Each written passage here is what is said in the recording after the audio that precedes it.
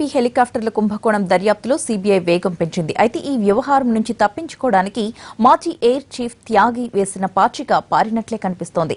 ఇంతకీ త్యాగి చేసిన ఆరోపణలేంటి? మాజీ ప్రధాని మన్మోహన్ సింగ్ కు ఈ కుంభకోణంతో లింక్ ఏంటి? ప్రముఖుల హెలికాప్టర్లు కొనుగోలు స్కామ్ కొత్త మలుపు తిరిగింది. ఈ కుంభకోణంలో మాజీ ప్రధాని ప్రమేయం కూడా ఉందనే ఆరోపణలు వెల్లువెత్తుతున్నాయి.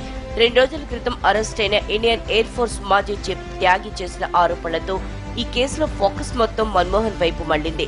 రాజకీయ ప్రకంపనలకు తెరలేపింది.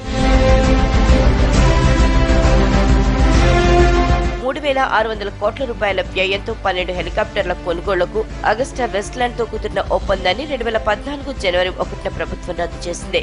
కాంట్రాక్టును దక్కించుకోవడానికి అగస్టా వెస్ట్లాండ్ 423 కోట్ల రూపాయలు లంచం రూపంలో చెల్లించిందన్న ఆరోపణలే దీనికి కారణం. ఈ కుంభకోణంలో ఇండియన్ ఎయిర్ ఫోర్స్ మాజీ చీఫ్ ఎస్పీ త్యాగి ప్రమేయం కూడా ఉందనే ఆరోపణలు వెలువెత్తాయి. దీంతో ఈ వ్యవహారంలో త్యాగిని పలుసార్లు ప్రశ్నించిన సీబీఐ లంచం తీసుకున్నారనే పక్కా ఆధారాలతో 2 రోజుల క్రితం అరెస్ట్ చేసింది. ఎస్పీ త్యాగితో పాటు అతని సోదరుడు సంజీవ్ త్యాగి అలియాస్ షూలీ, న్యాయవాది గౌతమ్ ఖేతల్ ని అరెస్ట్ చేశారు అధికారులు.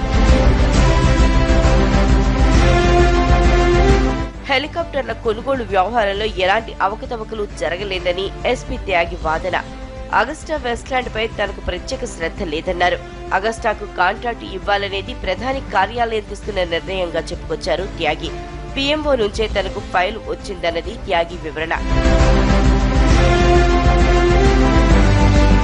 ఎస్పీ త్యాగి చెప్పిన విషయాల్ని పరిగణలోకి తీసుకున్న సీబీఐ అధికారులు ప్రధాని కార్యాలయం మాజీ అధికారులను ప్రశ్నించేందుకు రంగం సిద్ధం చేస్తున్నారు. ప్రధానమంత్రి మాజీ ముఖ్య కార్యదర్శి టీకేఏ నాయర్, మాజీ జాతీయ భద్రతా సలహాదారు ఎంకే నారాయణ్, సీబీఐ మాజీ డైరెక్టర్ రంజన్ సిన్హా, మాజీ ప్రత్యేక డైరెక్టర్ సలీం అనిల్ ని ప్రశ్నించాలని భావిస్తోంది సీబీఐ. వీరితో పాటు మాజీ ప్రధాని మన్మోహన్ సింగ్ ని కూడా ప్రశ్నించే అవకాశం లేకపోలేదు. మరోవైపు మాజీ ఎయిర్ చీఫ్ త్యాగి చెప్పిన దాన్ని ఆసరాగా చేసుకుని కాంగ్రెస్ పై దాడి ప్రారంభించింది బీజేపీ. దీనిపై మన్మోహన్ సింగ్ వివరణ ఇవ్వాల్సిందేనని డిమాండ్ చేస్తోంది. ఈ పరిస్థితుల్లో సీబీఐ ఏం చేస్తుంది అనేది సర్వత్రా ఆసక్తికరంగా మారింది.